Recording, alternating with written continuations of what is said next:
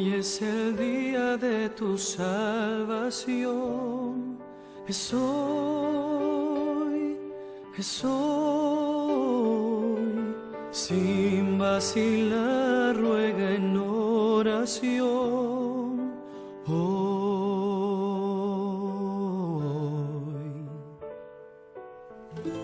Cristo te oye, está cerca, aunque errante estés. Hoy es el día de tu salvación, deja que te limpie Él.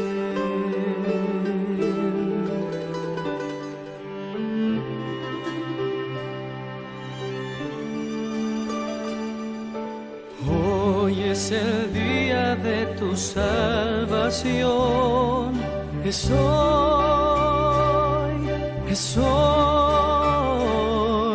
Sin vacilar, ruega en oración. Hoy.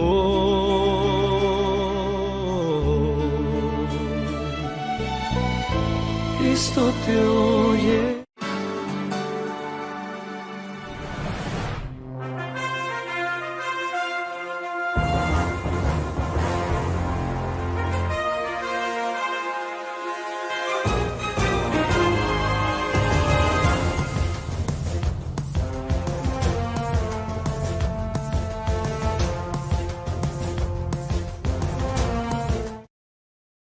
Buenos días, distinguidos hermanos, feliz sábado para cada uno de ustedes. Para este humilde servidor, más que un gusto, es un grato placer, un privilegio al estar frente a ustedes con la responsabilidad de predicar el mensaje de Cristo para este tiempo.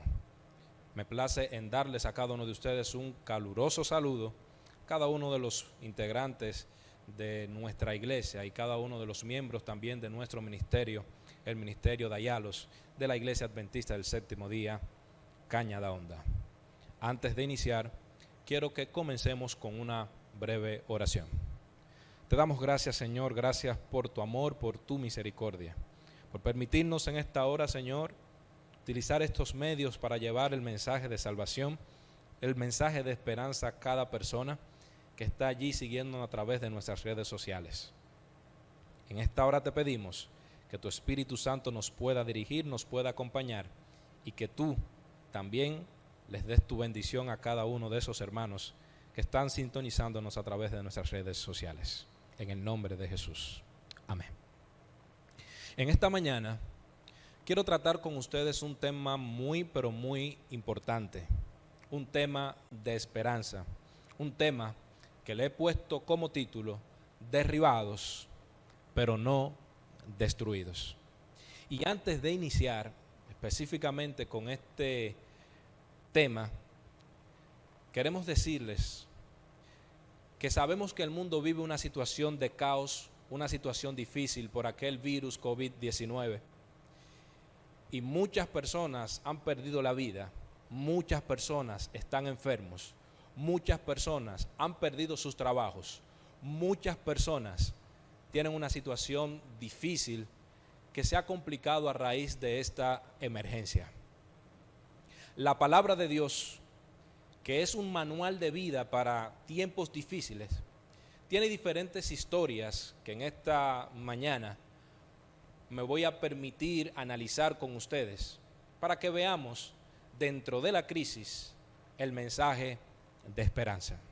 Yo quiero que nos vayamos allá donde usted esté. Busque en el libro de Éxodo el capítulo 14 y vamos a comenzar leyendo los versículos 11 en adelante. Y antes de leer, es preciso introducir parte de lo que estaba ocurriendo aquí. Tenemos a Moisés, que había sacado al pueblo de Israel de la esclavitud de Egipto. Allá el faraón que era gobernante, el faraón que había sometido al pueblo de Israel durante muchísimos años, Dios le había enviado un mensaje a través de Moisés, había enviado una serie de plagas que ustedes bien conocen, y al final del tiempo, Faraón tuvo que dejar salir al pueblo como una petición de Dios. cuando ellos están ya camino hacia el desierto, el pueblo de Israel comenzó a murmurar en contra de Moisés, diciendo, versículo 11, ¿no había sepulcros en Egipto que nos has sacado para que muramos en el desierto? ¿Por qué nos has hecho esto? ¿Por qué nos has sacado de Egipto? Esta situación realmente coloca a Moisés y al pueblo en una posición de tribulación. ¿Por qué coloca al pueblo de Israel y al mismo Moisés en una situación de tribulación? Porque una vez que Dios lo sacó a ellos y le había enviado cada una de esas plagas al faraón, el faraón emprende la huida, emprende una persecución en contra de ellos. Allí, con todos sus carros, con todo su ejército, faraón persigue al pueblo. El pueblo entra en tribulación y comienza a cuestionar a Moisés. ¿Por qué nos has sacado de Egipto? Ya te lo decíamos cuando estábamos en Egipto.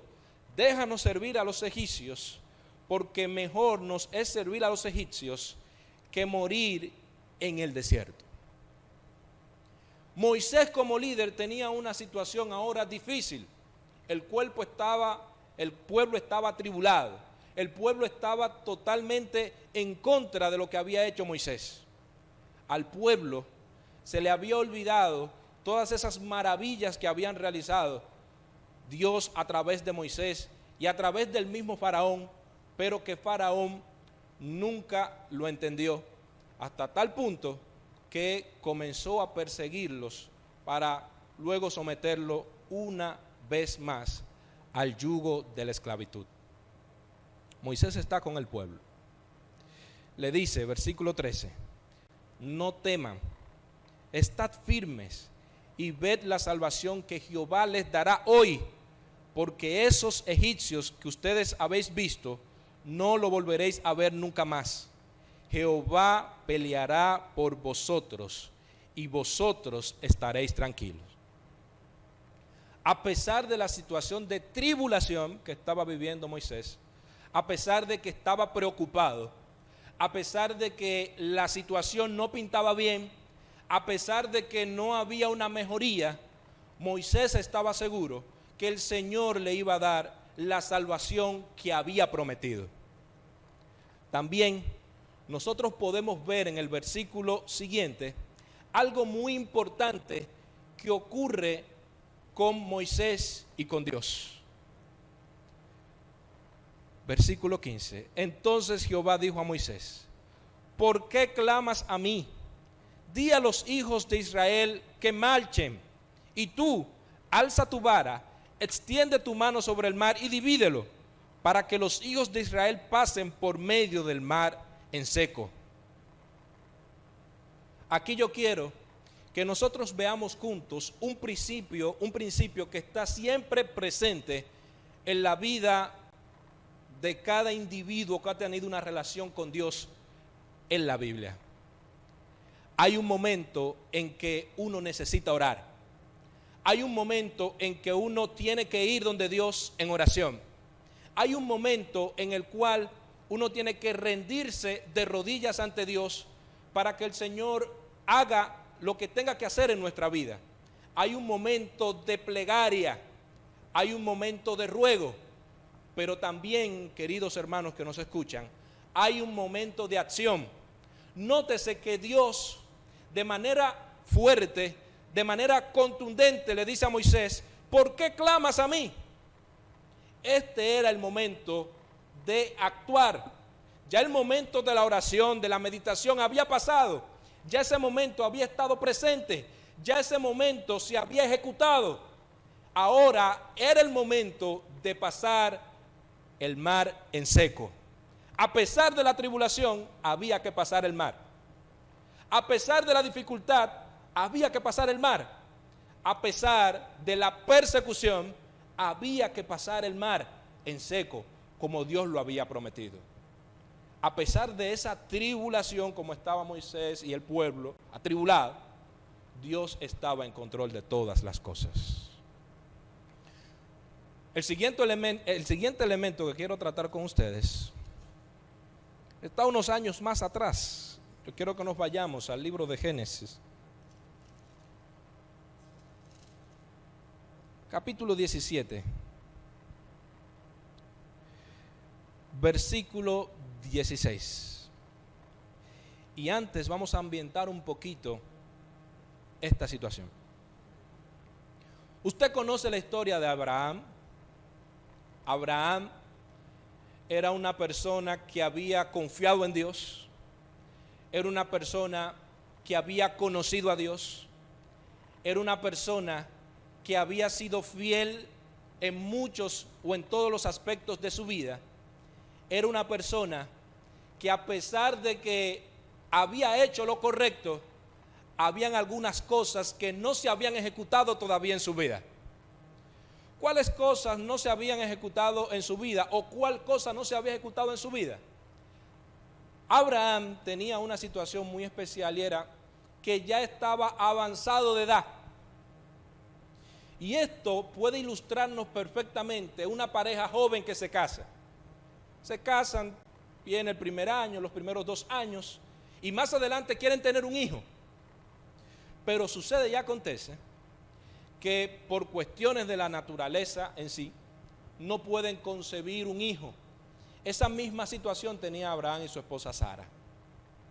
Ellos estaban apurados, totalmente apurados, porque el tiempo le estaba pasando y no habían podido concebir el milagro de la vida. Y nadie que esté esperando algo, que haya estado orando para algo, va a estar tranquilo hasta que su oración no sea contestada. Ellos estaban apurados. El tiempo le estaba pasando, el tiempo que te pasa a ti y a mí. El otro día yo tenía apenas unos 20 años, ya son 10 años después y ya tengo 30. El tiempo a nosotros nos apura para hacer algunas cosas que la gente cree que es parte de la vida y que está bien. Ellos estaban en esa situación. En el versículo 15, Dios le dice algo a Abraham. Le dice: a Sarai tu mujer no la llamarás Sarai, sino que su nombre será Sara. Yo la bendeciré y también te daré un hijo de ella. Sí, la bendeciré y vendrá a ser madre de naciones. Reyes de pueblos nacerán de ella. Si usted lee algunos versículos anteriores a este, incluso algunos capítulos, usted se dará cuenta de que Dios le había dicho a Abraham que si él podía contar las estrellas del cielo, Dios dudaba que él pudiera contarlas porque realmente ningún ser humano puede contar las estrellas del cielo. Pero Dios le había dicho a Abraham que esas estrellas del cielo era una comparativa de lo que iba a ocurrir con su descendencia. Y ya siendo él un viejo y su esposa una anciana de 90 años, entonces Dios le manda la promesa, el hijo de la promesa, pero ellos estaban en apuros. Lo siguiente que quiero tratar con ustedes ya es en el Nuevo Testamento y específicamente en los Evangelios. El libro de Mateo.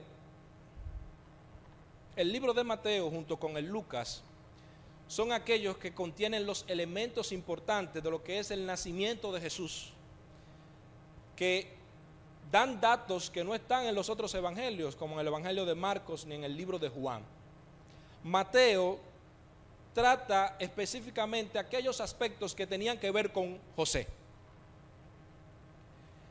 Y usted puede estudiar en su casa y repasar la historia del nacimiento de Jesús, pero yo quiero que nos concentremos específicamente en los versículos 13 y 14. Y ambiento un poquito de esto. María da a luz a Jesús. Nosotros vimos cómo sucedió todo eso. El Espíritu Santo fue y se posó sobre María. María, que era una persona con virtudes, porque iba a ser la madre del Hijo de Dios. Ella iba a ser la mujer escogida para que el Salvador del mundo pudiera venir a la tierra y cumplir con su misión. Y en el mismo momento que Jesús nace, en ese mismo momento Jesús es perseguido. Yo quiero que usted vea algo muy importante y lo voy a asumir como parte de mi historia personal. En el año 2014, el 18 de junio, nace mi primer niño, Dylan. Dylan, inmediatamente él nace, tuvo que quedarse internado por aproximadamente unos 4 o 5 días, con unas complicaciones que tenía producto del embarazo problemático que tuvo mi esposa.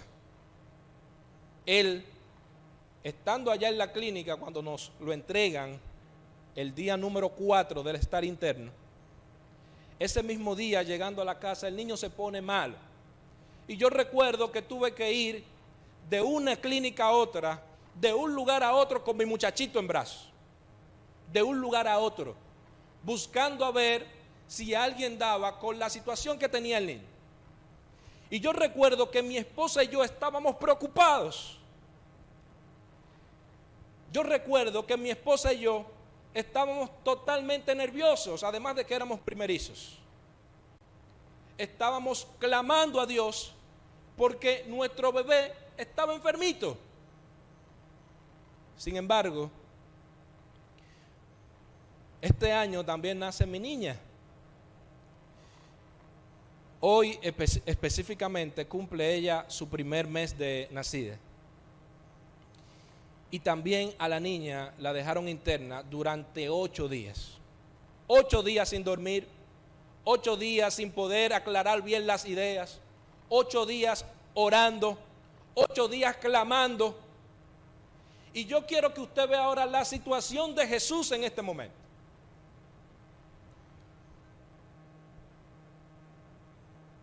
En el capítulo 2 de Mateo, dice el versículo 13, después que partieron ellos, un ángel del Señor apareció en sueños a José y le dijo: levántate, toma al niño y a su madre y huye a Egipto, permanece allá hasta que yo te diga, porque acontecerá que Herodes buscará el niño para matarlo. Si yo, que tenía una situación solamente de salud, estaba totalmente preocupado, que esa enfermedad nos estaba persiguiendo, que esa enfermedad estaba persiguiendo a nuestros 2 niños. Imagínense la situación de José, de María y del mismo niño Jesús. El niño no acaba bien de nacer cuando alguien ya lo está persiguiendo para matarlo. Póngase en esa situación, imagínelo. Pero Dios se le apareció a José y le dijo que se fuera a Egipto. Y usted dirá: ay, qué bien, se fue a Egipto. Desde allá, desde Belén de Judea, desde allá, desde Belén de Judea, desde ese pequeño pueblo donde era el descendiente del rey David, desde allí hasta Egipto había una distancia de aproximadamente unos 419 kilómetros. 419 kilómetros en un vehículo se hace en un rato, pero en ese tiempo no había vehículos. En ese tiempo no había las comodidades que tenemos hoy. José no podía tomar un avión, José no podía tomar un carro, un autobús. José tenía que irse caminando, ya sea con un animal, un burro, un caballo o hasta a pies. Y en ese momento estaba él siendo perseguido. Alguien quería matar a su bebé que acababa de nacer. Alguien quería matar a su bebé. Y él se sentía perseguido. Y el otro aspecto que quiero tratar con ustedes también está en el libro de Mateo, capítulo 26.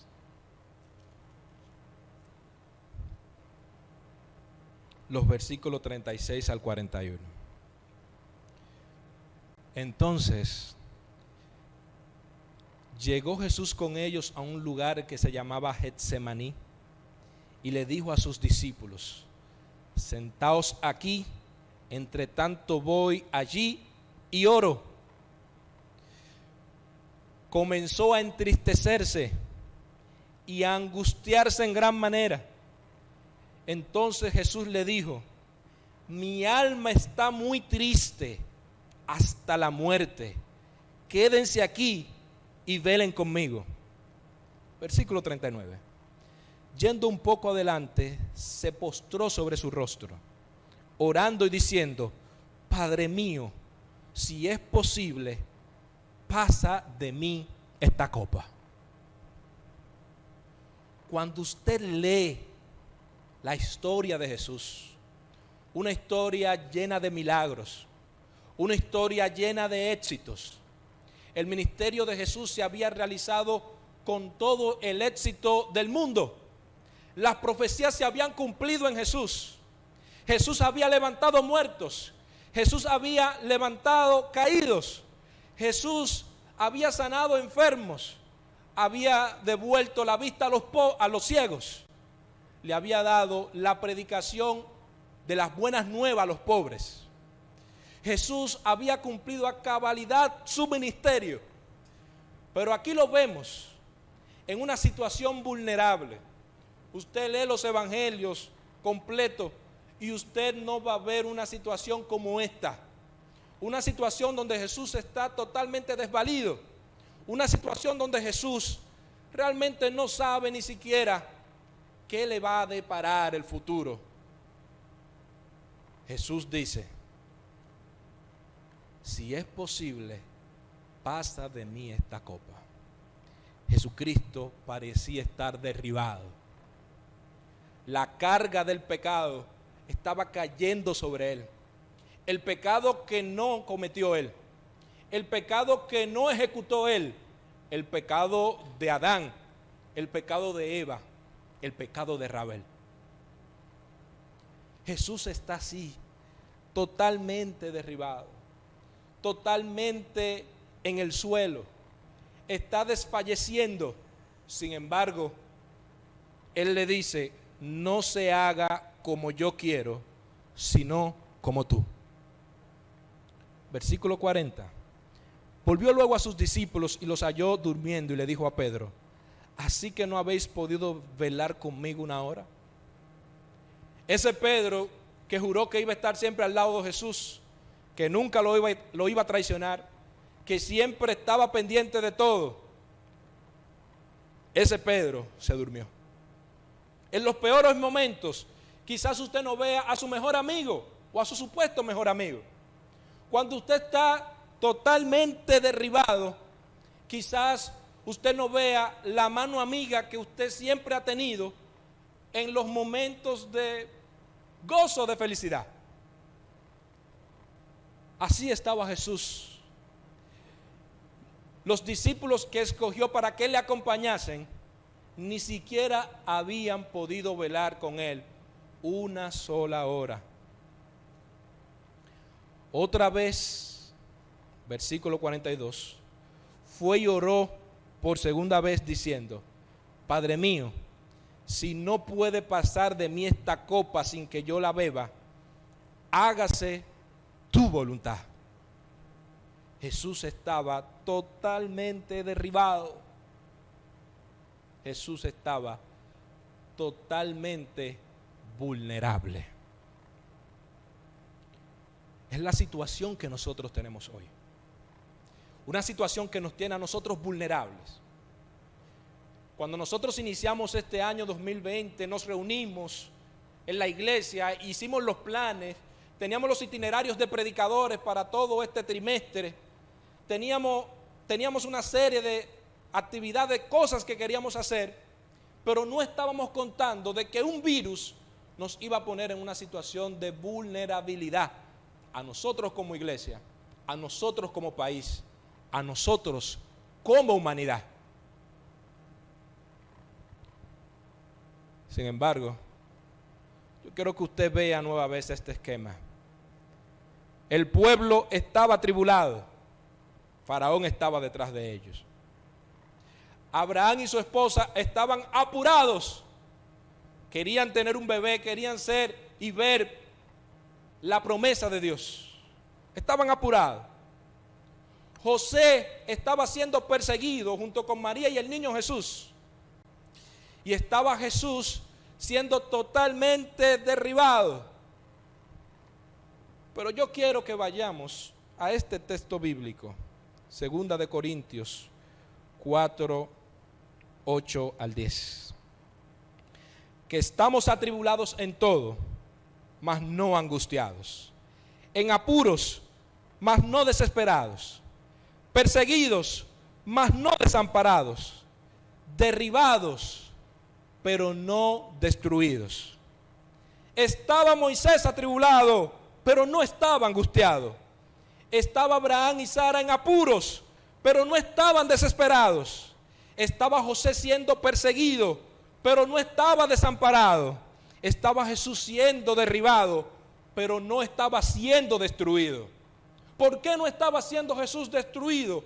Porque mientras Satanás pensaba de que estaba ganando una carrera, de que estaba ganando la guerra, de que estaba ganando esta batalla, Jesús con su muerte estaba dándole vida eterna a la humanidad, vida eterna a cada hombre, a cada mujer, vida eterna a cada niño, a cada anciano.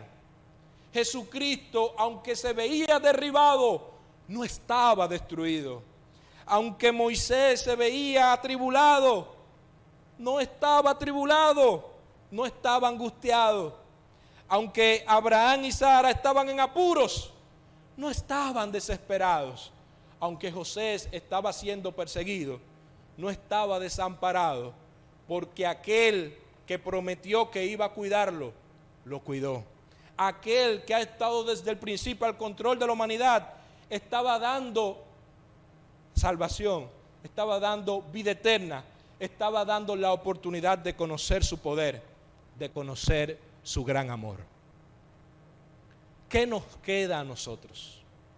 ¿Qué tenemos que hacer cuando todo se pinta tan mal? ¿Qué tenemos que hacer cuando todo está de cabezas? ¿Qué tenemos que hacer cuando una situación nos muestra nuestras vulnerabilidades?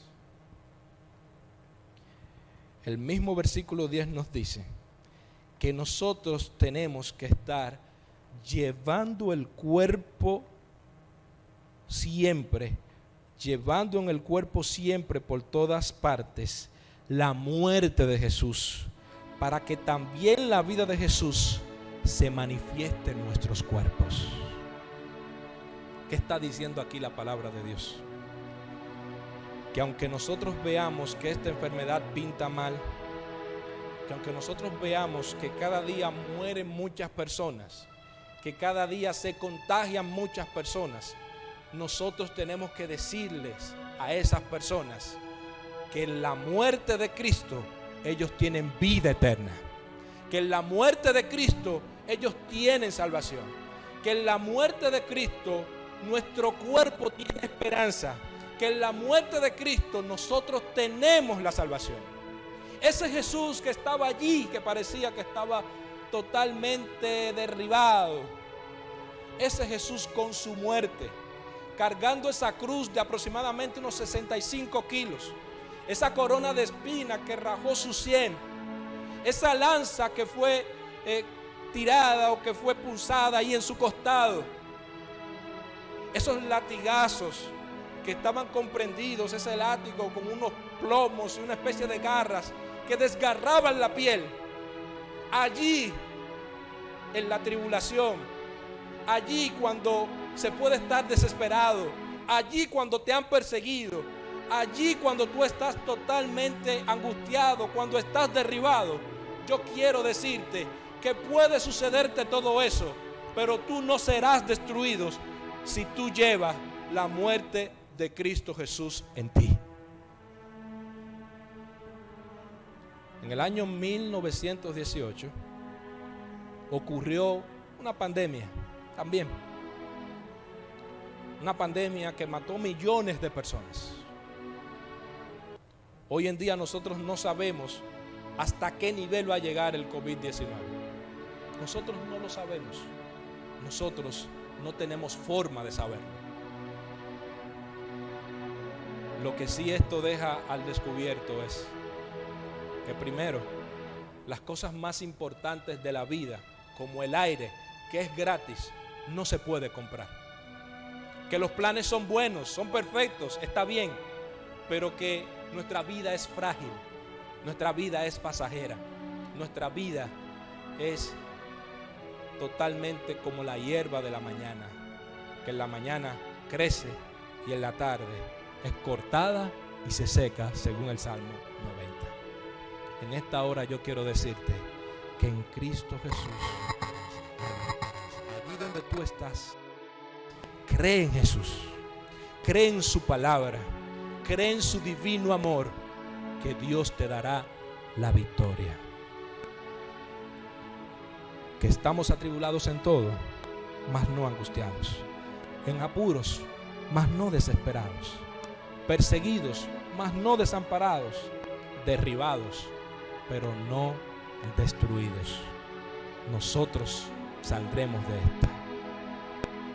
Quiero decirte, querido hermano, querida hermana, jóvenes, que por más larga que sea la tormenta de este mundo, el sol siempre vuelve a brillar entre las nubes. Acepta a Cristo hoy. Si no lo has hecho, acéptalo. Si viviste un cristianismo fácil, un cristianismo a la ligera, un cristianismo sencillo, sin responsabilidad, este es el momento de venir a Cristo. Que en esta hora el Espíritu Santo siempre te pueda acompañar, dirigir en cada momento de tu vida. Te damos gracias, Señor, por tu amor, por tu misericordia. Señor, aunque parezca que estamos derribados, no lo estamos, no estamos destruidos. Esto nos permitirá, Señor, renovar nuestro compromiso contigo para ser mejores cristianos, para aceptar a Cristo en nuestras vidas, para ser personas diferentes, Señor. Ahora que el mundo está siendo azotado por esta enfermedad, queremos pedirte, Señor, misericordia. Que tú estés presente con cada enfermo, mostrándole tu amor. Que tú, Señor, nos des la oportunidad de tener un encuentro especial contigo, para ser personas diferentes, para valorar el aire que es gratis, que es lo que le ha faltado a muchos de los que han fallecido, el simple hecho de poder respirar. El dinero no compra todo. El dinero no compra la salud. El dinero no compra la salvación. Por eso, Señor, venimos en esta mañana ante ti para comprar tu salvación. Y esta compra, Señor, la hacemos a través de la sangre de Cristo. Porque en la muerte de Cristo nosotros queremos llevarle nuestro cuerpo, para que así a todos pueda llegar esa salvación, Señor. Ayúdanos a ser diferentes, ayúdanos a ser cristianos de bien. Que tu Espíritu Santo siempre nos acompañe. En el nombre de Jesús. Amén. Muchas gracias. Que Dios les bendiga.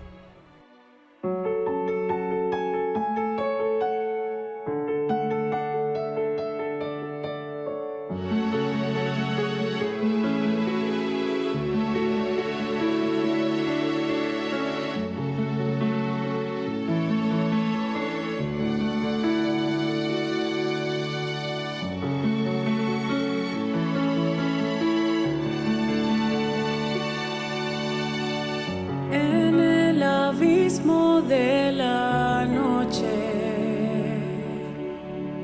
entre dolor y angustia, entre soledad y nostalgia, andaba sin ti, sin tu amor. Cámbiame, Señor. Cámbiame, Señor. El hombre perverso y sin corazón, mi vida arruinada sin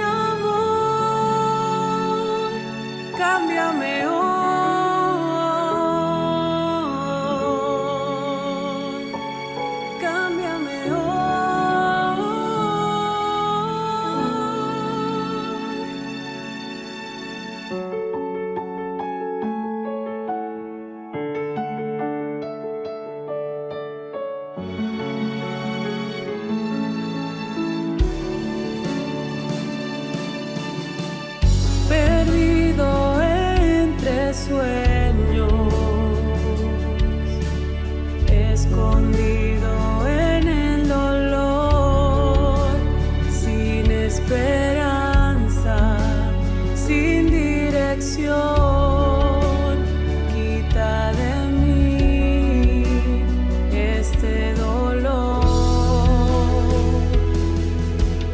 Cámbiame, Señor. Cámbiame, Señor.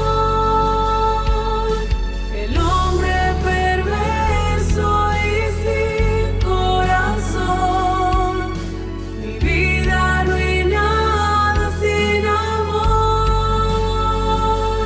Cámbiame hoy.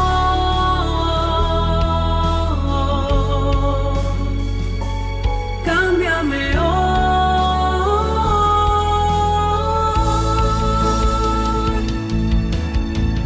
De rodillas me postro, elevo una oración y te pido que cambies todo mi corazón. Esta es mi canción, esta es mi oración. ¿Hasta cuándo, Señor? Cámbiame, Señor.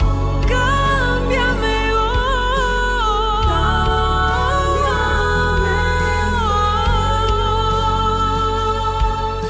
El hombre perverso y sin corazón, cambia mi corazón. Vida sin amor. Cámbiame hoy.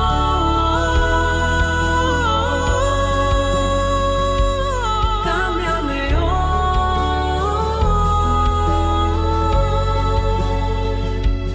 Cámbiame hoy.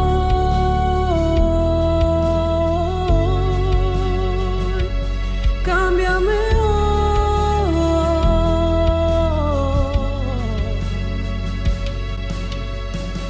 Al que venciere le daré una piedrecita blanca, y en la piedrecita escrito un nuevo nombre, el cual ninguno conoce sino aquel que lo recibe. Ministerio Nuevo Nombre.